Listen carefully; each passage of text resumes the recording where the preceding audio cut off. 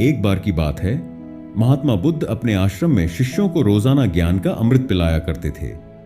आश्रम का नियम था कि महात्मा बुद्ध चौतरे पर बैठते थे और शिष्य नीचे भूमि पर।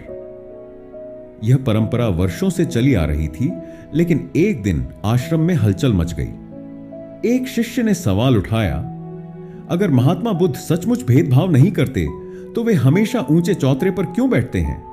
क्या हम उनसे कमतर हैं? यह बात धीरे धीरे पूरे आश्रम में फैल गई। महात्मा बुद्ध के सबसे प्रिय शिष्य आनंद ने जब यह सुना तो उसे लगा कि इसका उत्तर देना जरूरी है।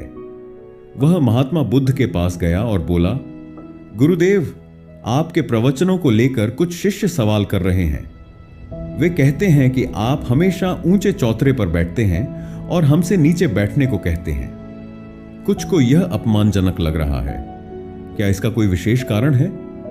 महात्मा बुद्ध ने मुस्कुराते हुए आनंद की बात सुनी और बिना कुछ कहे सभी शिष्यों को एकत्र किया। जब सब एकत्र हो गए तो उन्होंने पूछा, क्या आप में से किसी ने कभी झरने से पानी पिया है? एक शिष्य ने उत्साह से कहा, हां गुरुदेव, मैंने झरने से पानी पिया है। महात्मा बुद्ध ने पूछा, जब तुमने पानी पिया तो तुम कहां खड़े थे? शिष्य ने उत्तर दिया, गुरुदेव, झरना ऊपर से गिर रहा था और मैं नीचे खड़ा होकर पानी पी रहा था।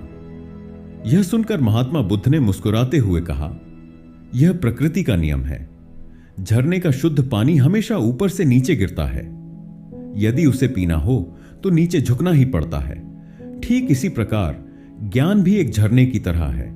जो इसे प्राप्त करना चाहता है उसे झुकना पड़ेगा।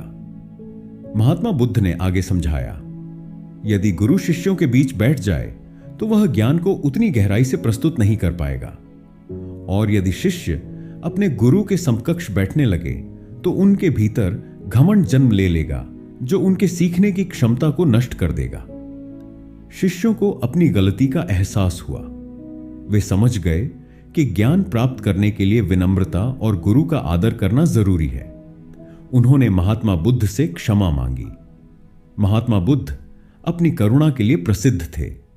उन्होंने सभी को क्षमा कर दिया और मुस्कुराते हुए कहा, याद रखो, ज्ञान पाने के लिए पहले खुद को खाली करना और झुकाना पड़ता है।